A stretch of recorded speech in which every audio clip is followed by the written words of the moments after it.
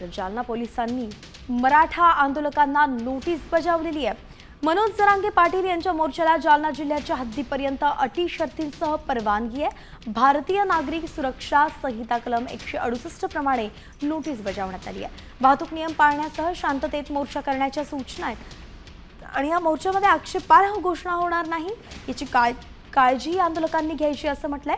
कायदा आणि सुव्यवस्थेचा प्रश्न निर्माण होईल असं वर्तन न करण्याच्या सूचना आहेत। वाहतूक मार्गांचं पालन करण्याच्या सूचना आहेत। न्यायालयाच्या निदर्शनाचं उल्लंघन होणार नाही याची काळजी घेण्याच्याही सूचना आहेत। अशा अनेक सूचना असणारच नोटीस बजावण्यात आली आहे।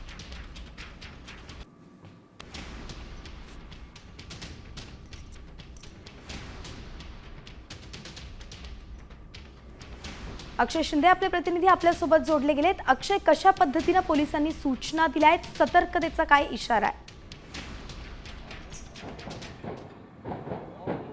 नक्कीच मनोज जरांगे यांच्या आंदोलनाच्या पूर्वी महत्त्वाची बातमी म्हणावी लागेल। मराठा आंदोलक मनोज जरांगे पाटील यांना अटी शर्तीसह जालना जिल्हा हद्दीतून पोलिसांनी परवानगी दिलेली आहे। या संदर्भात जालना पोलिसांकडून एक नोटीस परवानगी मराठा आंदोलकांना देण्यात आली। खरं तर या क्षणाची सर्वात महत्त्वाची बातमी म्हणावी लागेल, कारण मनोज जरांगे यांच्या मोर्चासाठी पोलीस परवानगी देतात का हा प्रश्न निर्माण झालेला होता। मात्र जालना पोलिसांनी अटी शर्तीसह मनोज जरांगे यांच्या मोर्चाला परवानगी दिलेली आहे। अनेक खरं तर अटी शर्ती त्याच्यामध्ये त्या परवानगी देताना पोलिसांनी अटी शर्ती दिलेल्या आहेत। वाहतूक नियम पाळण्यासह शांततेत मोर्चा करण्याच्या सूचना ज्या त्या मराठा आंदोलकांना देण्यात आलेल्या आहे। त्याचबरोबर मोर्चामध्ये कोणत्याही आक्षेपार्ह घोषणा होणार नाही याची आंदोलकांनी काळजी घेण्याच्या सूचना ज्या आहेत त्या पोलिसांनी दिलेल्या आहेत। त्याचबरोबर सगळ्यात महत्त्वाचा जो न्यायालयाचा काल निकाल आलेला आहे, तर न्यायालयाच्या निर्देशाचे उल्लंघन होणार नाही याची काळजी घेण्याच्या सूचना ज्या आहेत जालना पोलिसांनी दिलेल्या आहेत। त्यामुळे खरं तर या घडीची मराठा आंदोलनाची सगळ्यात मोठी बातमी म्हणावी लागेल की पोलिसांची परवानगी मिळते की नाही मिळते हा प्रश्न होता। मात्र जालना पोलिसांनी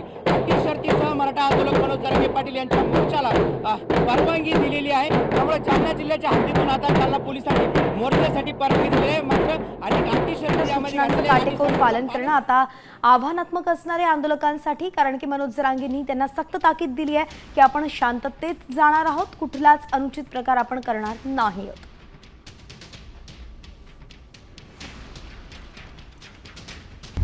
आता isakal.com आहे देशातील नंबर 1 ची मराठी न्यूज वेबसाईट। प्रत्येक अपडेटसाठी isakal.com ला नक्की भेट द्या।